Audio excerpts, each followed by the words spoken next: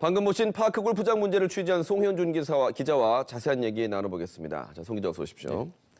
일단 국가하천 보존지구에 파크 골프장을 짓는 게 엄연한 불법이었는데 자치단체들은 왜 이렇게까지 했습니까? 네, 먼저 공사비 때문입니다. 18홀 규모의 파크 골프장을 짓는데 보통 60억 원 정도 든답니다. 넓은 땅을 마련해야 되고 또 토목공사까지 해야 되니까 비용이 많이 들겠죠. 예. 그런데 만약에 또 땅값이 비싼 곳이라면 100억 원까지도 치솟는다고 얘기합니다. 그런데 4대강 사업으로 국가하천인 낙동강 둔치가 정비됐습니다. 여기는 땅값도 들지 않고 또 토목공사도 필요가 없으니까 파크 골프장 조성 비용이 10분의 1 수준, 약 4억, 5억, 6억 원으로 떨어지는 거죠. 네. 그렇기 때문입니다. 결국 이제 비용 문제라는 건데요. KBS가 사흘 동안 파크 골프장 위법성 문제를 지적을 했습니다. 그러면 자치단체들이 처음에 파크 골프장을 조성할 때 이런 검토를 안 했을까요? 네, 4대강 사업 당시에 정부 차원에서 낙동강 둔치에 다목적 체육시설을 조성했었습니다.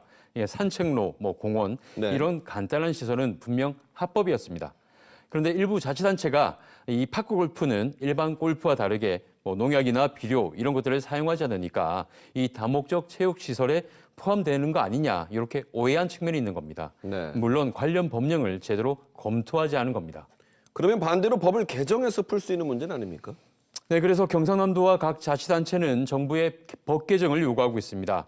하지만 생태계와 식수원 보호를 위한 하천법을 단순하게 파크 골프장 이 하나만 놓고 개정하기는 쉽지 않습니다. 네. 그래서 경남자치단체는 그 대안으로 생활체육진흥법을 개정해서 파크 골프를 생활체육에 포함시켜달라고 요구하고 있습니다.